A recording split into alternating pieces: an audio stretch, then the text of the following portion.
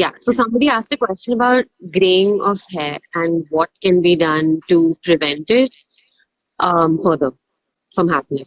So while graying is natural, early graying is not natural, and the stronger reasons, the contributing reasons are nutrients in food and use of like exposure to heat in some form. So Ayurveda has said anything that which is like if there is excess use of hot spicy food, it can be one of the biggest causes of early graying of the hair. See, so Mhm. one should be careful of not indulging in too spicy, too hot a food or too heaty an exposure the condition. Say for example, wearing helmet constantly can create so much heat in the local scalp that even that can lead to premature graying. Or if there is internal, one consumes a lot of spices like chili food or spicy food or our Indian garam masalas on constant basis, spicy save puris, junk. These are all the reasons, or lack of Right, micronutrients. right. There's also somebody who's asked if graying at 28 is normal. It is not normal. Somehow, we also must see that a lot is changing around us. Our the environment around us is also a very very big factor. The amount of insecticides, the pesticides that goes into our food, and the processed food that we have been exposed to right from an early age, and the kind of environment we are surrounded, these things can be reduced to some extent, but I don't think they are like it can be avoided altogether. Right. So a lot of problems are also coming because of the age and time where we are, the kind of polluted environment we live. We are not, we are hardly exposed to nature. Ask how many of us really get to spend any time in nature, get to spend any time absorbing sun. Barely. Right. But does that answer the question? Mm. Alrighty. So, however, these can be still avoided by if there is like in India in the East, there has been a tradition of putting oil on the hair. Like mamas would always put oil on the kids' hair. So using coconut can be very very helpful, useful right from an early age. You may not be able to reverse graying. It is possible with medicines and processes, but you can still control it by taking care of the food and also regularly using coconut hair oil. Even a simple coconut hair oil, it need not be medicated hair oil, can be very very useful. If your thyroid or cholesterol levels are in control and if your digestion is good, then using 1 to 2 tablespoons of cow's ghee, we support Yeah. cow's ghee if the source is right and if you are sure that this is authentically sourced. So cow's ghee is very very helpful in taking care of such issues. Right. Okay. Right. Somebody again is asking a little bit about hair volume. So, is there any way to help with increase in hair volume? So hair volume is like about the density. If one has already got into the male thinning pattern or female thinning pattern, it's a little difficult to work on the volume. But volume also is dependent on your hairstyle and the way you cut your hair. So one also needs to understand that at different ages we keep our hair, and the growth is also dependent on how you cut them and how you comb them. Right. Rauji. Yeah. Okay. Um, there's somebody While called. it is not like thinning is difficult to be reversed. So Right. if you have thin hair, don't expect it to become thicker, but you Mm. can expect more growth of like new hair. Right. Okay. Yash is asking, how does Ayurveda help in hair loss? In hair loss, so in the while I was answering the very first question, Ayurveda, in our approach at Traya, what we are doing, we are addressing two main concerns. One is if there is excessive heat trapped in the body, which is leading to hair fall, we try to reduce that. And second, if it is because of lack of certain micronutrients, so we try to help their absorption rather than pumping a lot of nutrients. While it is important to take supplements and vitamins and all of that, but our focus is that body, the very design of body is that it should be able to absorb all the nutrients from the simple food that we eat, our vegetables, our grains, our fruits. So we focus on improving the absorption. That's how we can control hair fall and even kind of trigger more hair growth. Right. Okay. Somebody, Pratik Khandelwal, is asking, do we need to shave our head again and again for That using never works. styrofoam? That's a myth. It really never works. Right. So it doesn't work. Yeah. Simple answer. Hi Pratik. Ji. It doesn't work. Um, right. So there's also somebody who's asking, is it possible for the hair to regrow in places where the hair has fallen from? Yes, And can the definitely. receding hairline be Definitely. Definitely. reversed? So few factors are very important. Like one is the person's own constitution plays a very important role. This is our day-to-day challenge also, Ms. Zara. We see a range of patients, Yeah. people who come to us with extended thing is about your own constitution, your own make. That in Ayurveda we call it Prakriti. So each Prakriti will have different kind of hair growth and the times when their hair would start to fall in their lifespan will be different. Mm. So your own constitution plays a very big role. Second, very important is genetically, how genetically influenced your type is. So if there is a strong genetic history, even in 3 generations on either side, paternal or maternal, can because we have genetically we have two traits, the dominant trait and the recessive trait.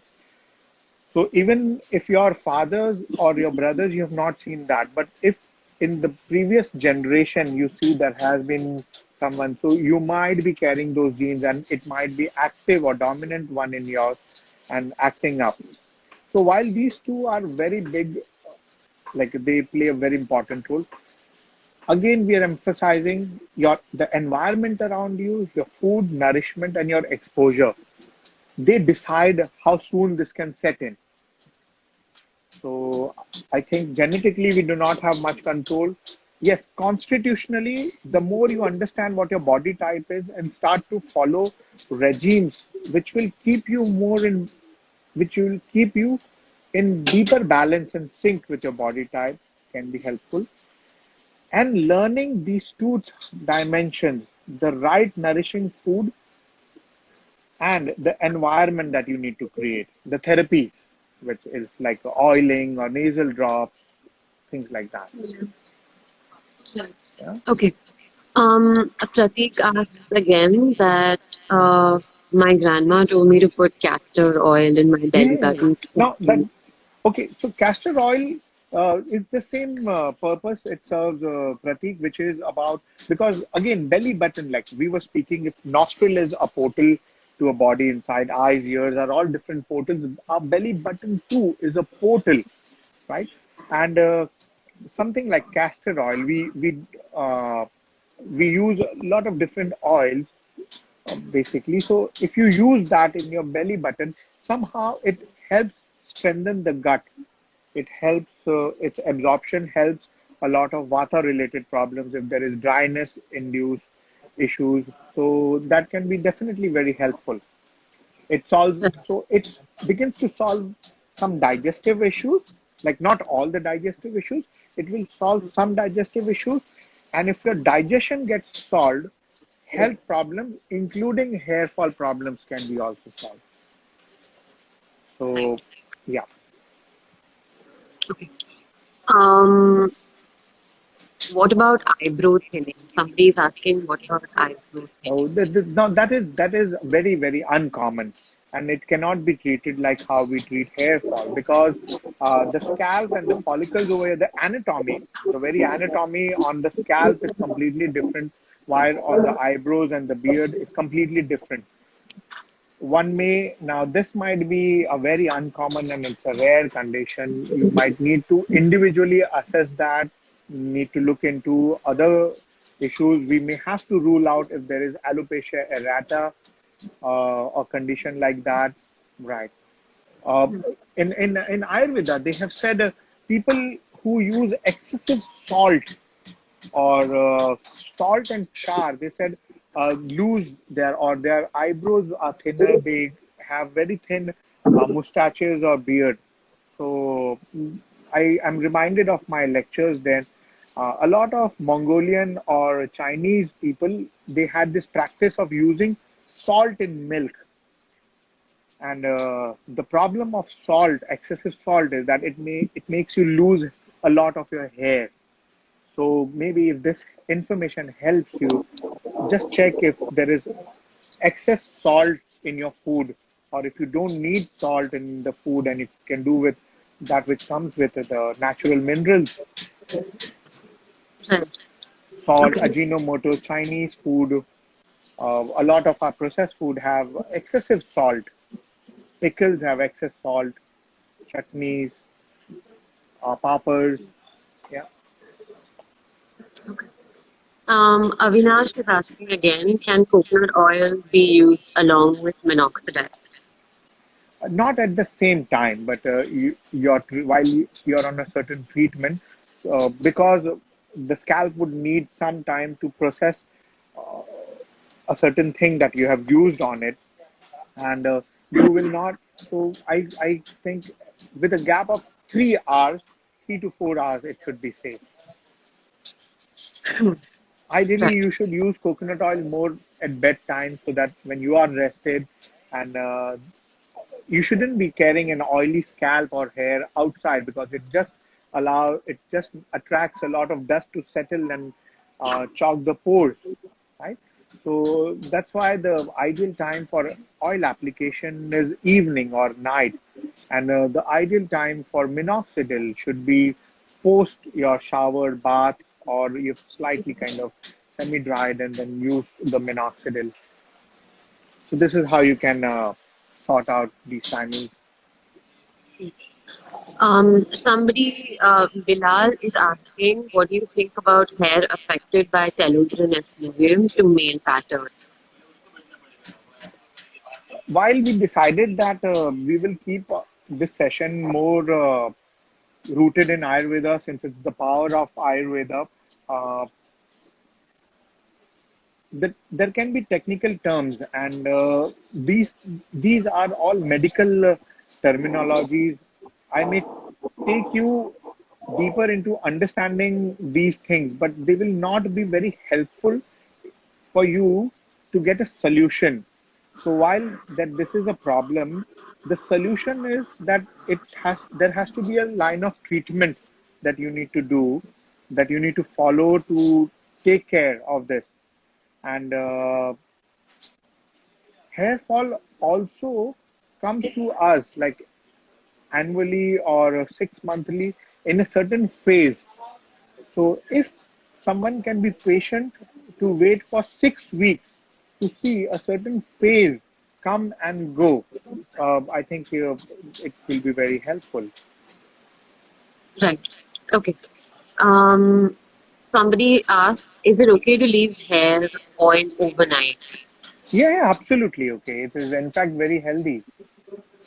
But you should be careful that the uh, AC temperature is not like really freezingly cold, because it will then create tremendous congestion in the morning when you wake up.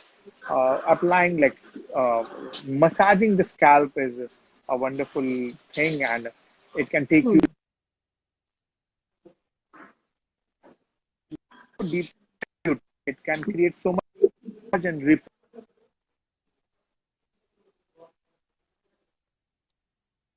it overnight. Okay. Um,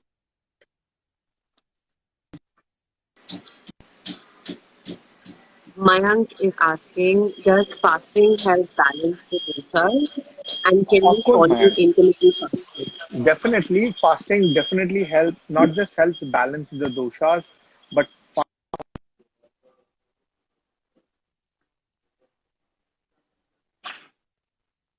I think there's a little bit of a lag.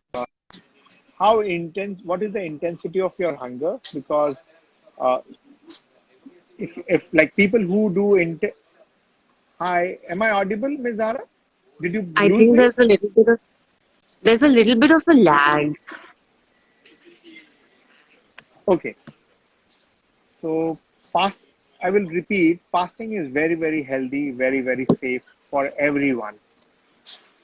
More so when if you can understand what is your constitution, if you're a Vata constitution or if you're Pitta dominant or of a Kapha dominant. So the Kapha dominant can follow fasting up to 16 to 18 hours. The Pitta dominant can follow fasting up to 12 to 14 hours, and the Vata dominant can follow fasting up to 12 hours. However, each one of them can move to the higher degree of severity of fasting through bringing in practice. One thing you need to be very careful when you're fasting is about the intensity of your hunger. If you feel that the intensity of your hunger can be tolerated or managed by having some herbal tea or sipping hot water, warm water, then know for sure that the fasting hours are working for you and you can push it to its limit, to the next limit. So, yes, fasting is very helpful in balancing the doshas.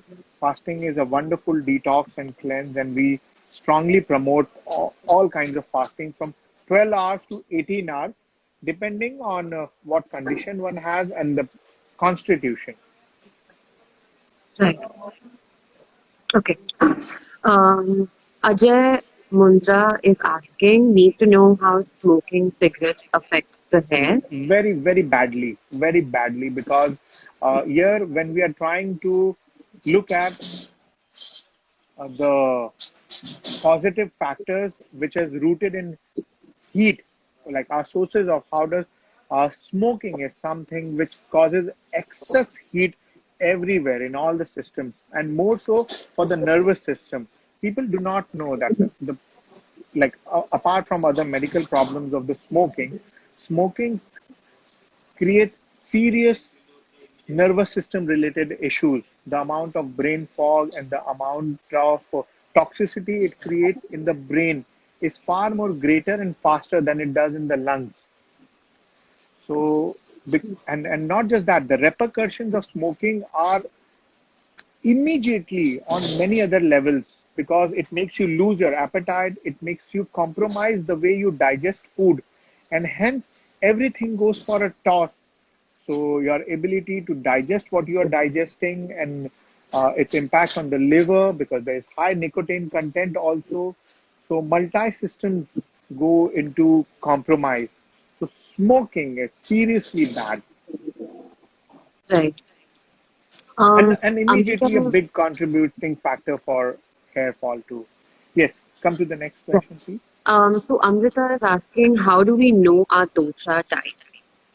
You can take simple tests, like there are many online quizzes you can take. We can provide some, and you can.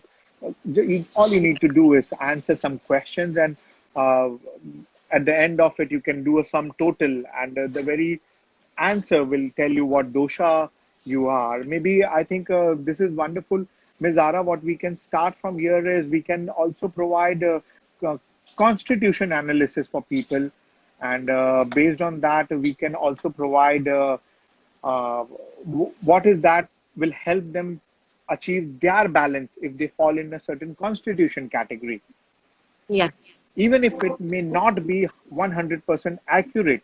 Like, let's say these questionnaires may help you find an accuracy between 70 to 90%. Yet, you will be there you will know a lot of things about in terms of what you need to prevent, and understand what are your vulnerabilities and what are your strengths. Um, Vixit Solanki asks that how does your pitta affect the graying of your hair? Does it have any relation? So basically, the pitta, according to Ayurveda, pitta is responsible for pigmentation. So either hypopigmentation or hyperpigmentation. There is uh, there are five types of pitta, and one of the pitta is called Ranjak pitta. So Rase Ranjanat, which means the one that contributes towards coloring. So it is not just the hair, but also the tone, texture, and all of that. Uh, so it's simple like that. If there is high pitta, the graying will be. That's the reason why people who have pitta dosha gray much sooner than the other doshas. Right. Yeah? Okay. It's the heat. It's the heat that does something to taking away a certain vital moisturizer, which is important towards retaining the dark color. Yeah, Okay. Pratik asks again that does eating too much sweet affect your hair? it does by slowing down your metabolism, making you very sluggish, the liver very sluggish, and if you are eating too much of sweet, is a sign that you are very highly fatigued, or there is lack of nourishment in your body. Hence, your body is calling for or making you crave for food which is high on density, like a sweet. So you need to check how tired are you, and what are the sources of complex carbs in your fruit, in your food. So yes, eating a lot of sweet is not good. Okay. There was also a question that we got about after once they've completed the Traya treatment, according to Ayurveda, what should they be doing to help maintain the results? First, if at all, if you are on Traya programs, try to understand the principle which we are following. From the very beginning, right from the start, we send instructions about do's and don'ts. They are not just a, a, a common kind of list of do's and don'ts. We have created very specific list of do's and don'ts, and specific to hair growth and hair related problems. So if you really want to take care of your health, try to understand basic principles about the food which will create toxicity, or which will create problems in absorption of nutrients, the food, and the other things which will cause excess heat in your body. As simple as that. Other than this, we try to help people while we understand it is an individual choice, their ability to de-stress themselves, their exercising, how deep do they breathe. We are constantly talking about food, smoking, and all of that. We are we completely miss on the most basic dimension, which is breathing. There is We are speaking about metabolism, and we don't know that the largest metabolic waste produce of the body is carbon dioxide. Each one of you who is listening to this, watching this, just check with yourself, how deep do you really breathe? Are you even breathing in or breathing out? With such high carbon dioxide retention, the acidic pH of the body is very high. Inner health comes with food. Inner health really comes a lot with your ability to breathe in and breathe out. So even when we don't want to continue with giving you Traya medicines, herbs, or any of that, but you should continue with the principles that we are trying to promote, which is about keeping the system highly alkaline, keeping the system lighter, keeping the liver very safe. Liver is very important organ. So everything which is lighter on the liver, nourishing for the body. So yes, you can continue to take care of your health by following our principles, revisit the do's and don'ts, and try to see that whatever you choose to eat should not come from the list of the don'ts. Yes, of course, we should enjoy our life, but that can be always once a while in 15, 20 days, right? And breathing and exercising is very important. So whenever you have seen yourself walk fast, do brisk walk, you will see that it brings a change in your breathing. Because otherwise, just sitting for 10 minutes and doing deep breaths is very boring, right? You may not feel inspired to breathe like that. Might as well indulge in some yoga, pranayam, some brisk walk, stretches. So yes, that can really keep your system very clean from within. Right. I'm sure this is going to answer everyone's question of this. Gee, let us quickly take Sneha, another three, five more questions, Ms. Zara. sure. Okay. Sneha is asking, does hair loss due to PCOS, can it be reversed? Sure, definitely. Uh, but basically, thyroid-induced hair fall we have seen are difficult to be treated, not like impossible, but if it is with Mm. PCOS, PCOS is a very, very reversible condition. We are already treating many PCOS, PCOD conditions just through food and herbs. And if that is the causative factor of hair fall, it is very temporary. I can assure you that. Yeah. Okay. There was a question that we got yesterday as well from Purvi Kulkarni, and she asked how to combat changes in hair fall due to the weather. So first of all, whether you need to understand, or if you can find out what is the scalp type like. Is it very oily? Is it very dry, flaky?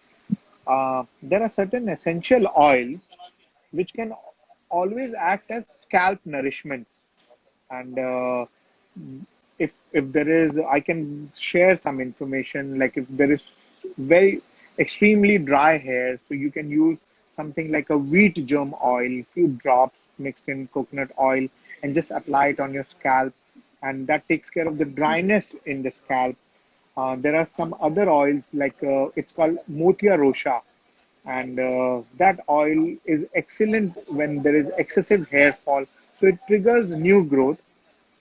But you might need to be cautious in the terms of the extent of when you use, because we use all these essential oils, but the percentage is very important to the amount of base oil that you use. And assessment of the scalp type is important. If nothing, then all you need to do is take care of your hair with the right hair oil and the right shampoo, and avoid conditioners of all kinds.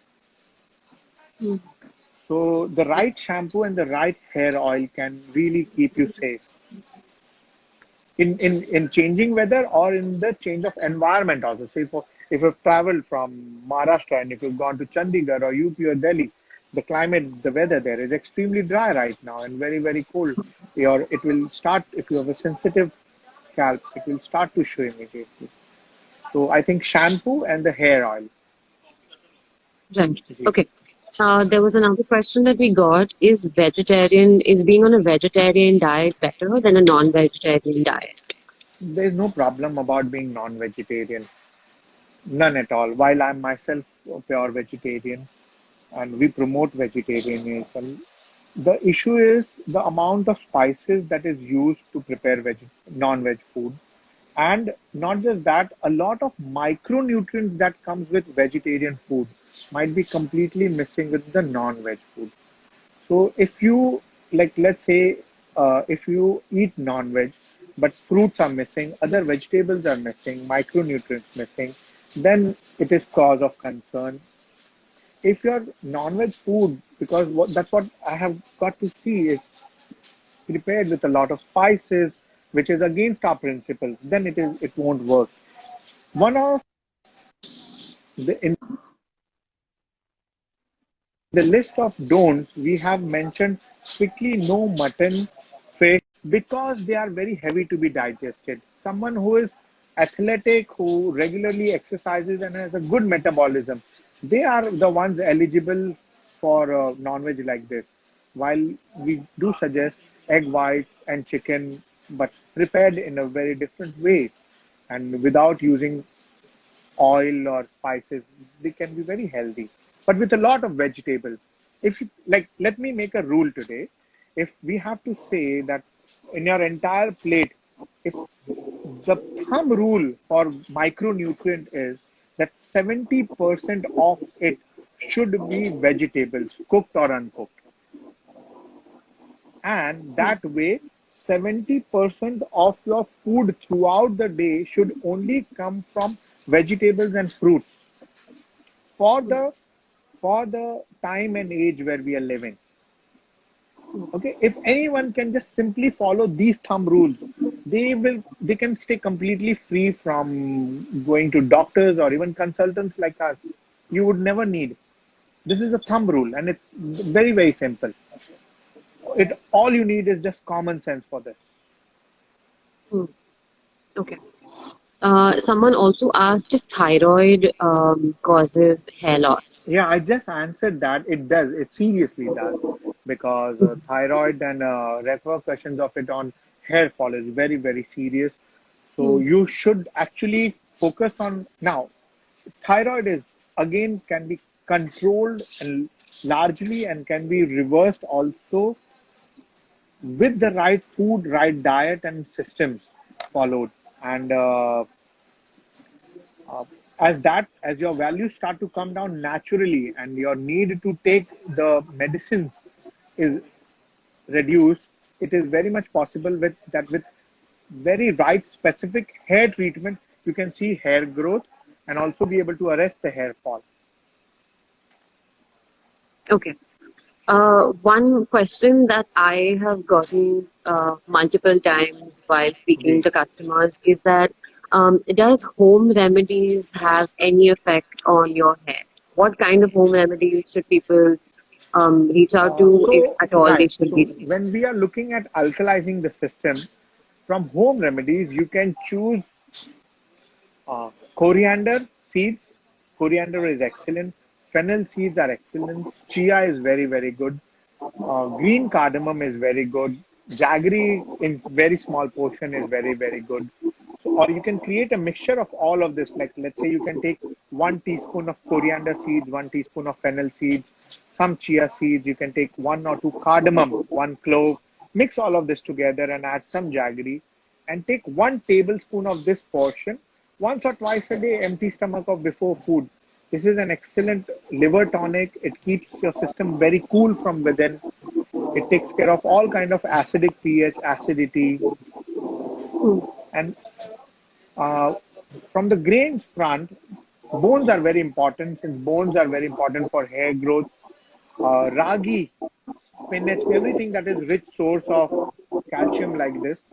So ragi, spinach, broccoli are very, very good. Amaranth, Yeah. Rajgira is very, very good. Ji. Hmm. Okay. Somebody called Parul is asking, I'm having a very flaky scalp and an Right. oily scalp. What is the best remedy? So, if you can use scalp oil thrice a week, followed by some hot compress over that, like just try a uh, wet, like a wet turban, like something like that. I think this should be solved. So, Hmm. try maybe what you can do is try using some like take 5 to 10 ml 10 ml of coconut oil and add 1 pinch of house camphor that we have.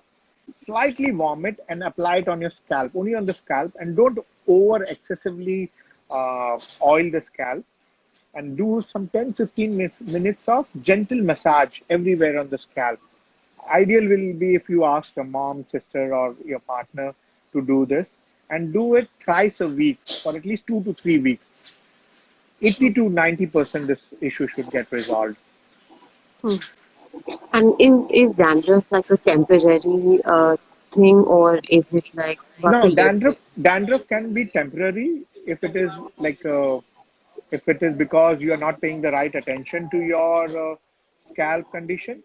It can be permanent if you don't know what your body type is. Like if you have too much dryness internally, you have not taken care of that, and then dandruff can be that problem.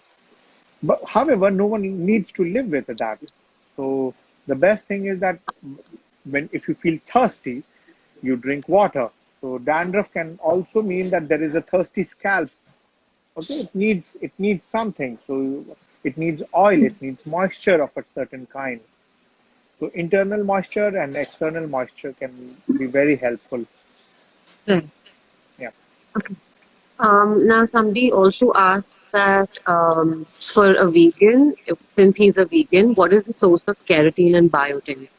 No, Any I specific won't be able to Ayurvedic? answer that really, because this is not the approach of what we are trying to say, that it's not just that these are the nutrients which are largely important. We are trying to say that all micronutrients are very, very important. And why should you feel that if you are vegan, your body will not be able to absorb or get these micronutrients from vegetables or from the fruits, from a lot of other vegetables? Pay attention, because now by just being vegan you may indulge into cheese which is made from peanuts or which is made from cashews, which is not in sync with our principle, because it is very heavy to be digested. So veganism may not necessarily mean it is supporting to your liver, it is supportive of the liver. All you need to see is what is your agni strength like, your digestive power like. And eat lighter food. Focus more on vegetables. That thumb rule I said, 70% vegetables or fruits throughout the day, cooked, uncooked. It should sort your issues. Yeah. Okay. And another person also asks that does yoga help in hair fall reduction? Not directly, but definitely indirectly, a lot. Yes, it like so improves your blood circulation, improves your absorption of oxygen, your deep breathing makes you more calmer, more centered, takes care of like dissolving stress from your body, from your mind, emotion levels. And while we are citing that these are the reasons, definitely yoga helps. Like the regularity of it helps Hmm. a lot. Okay. There's another question from Karan that we got where he's asking that what should we be doing to feel energetic throughout the day? So if you're feeling low or energetic, find out where are you losing a lot of energy, what is consuming you, things that you're doing unnecessarily, emotions if they are consuming you. Then immediately pay attention to the food, gluten, high carbs, deep fried food, sweet foods, a lot of rice and things like that, late night food or heavy meals. These are prime and very important immediate reasons for one to feel low and energetic. Switch to having lots of fresh food, salads, different kinds of salads can be explored. Hmm. Ancient grains like Raji, Rajgira, and all of that in lesser portions. Regular meals, controlled portions will from day one, day two will start to put you on, make you feel energetic. Start to follow fasting principles at least 14 hours. Hydrate yourself with right water, lots of soups, coconut water. It is very easy. Yeah. Okay. I think we can keep this as the last question. Ji. How do you feel about the fact that everybody has started appreciating old age Ayurveda? Oh, this is really amazing because it's something where we feel it's really the need of the hour, given the scenario, the COVID and all of that. There's only one word which is each and every one's in need, and that is called high immunity, like protecting your immunity. Hmm. Ayurveda is not a science which looks into curing disease. Otherwise, they would have called it Rog Veda. It's Ayush Veda. It looks at things that enhance our lifespan, the quality of our life. So it brings deep satisfaction. It brings immense pride, and not just that, it also brings tremendous sense of responsibility. That if I am promoting that, or uh, if we are like torch bearers, or if we are promoting this, it's like an immense responsibility in being in sharing the principles, in sharing the understanding, simplified, but the awareness is very, very important. So we really don't need to get into curing ourselves, but look more into the principles that work. Because Ayurveda principles are not, they don't come from a certain science. Ayurveda principles are universal sciences. It's as if it's the way existence wanted to speak for you. Yeah? Okay. Thank you for this question, Thank you. Thank you so much, Dr. okay, Shailendra. Is Zara. there And anything else that you would like to I no, address I to have been everyone? really, really waiting for a platform like this because you know how much we interact with all our cases through the forms that we receive Yes. and the Yes. assessment and a certain helplessness we have always felt that how is that we should be able to tell them that what we are trying to do is we are not just trying to cure your problem while it is very important, we are trying to tell you the principles that we are following and how important it is to be able to control, prevent, or even reverse a certain condition. So today I take this as an opportunity to share that, friends, please open yourself up and try to be more receptive about the principles that we are trying to follow. Right? Right. Yes. I'm very much looking forward to very many frequent sessions like this. Thank you so much for All joining right. our first ever live Wonderful. Thank you, session. everyone who has been witnessing this. Thank you Thank you so so much. much. Great day, everyone. Bye. Bye. Bye bye.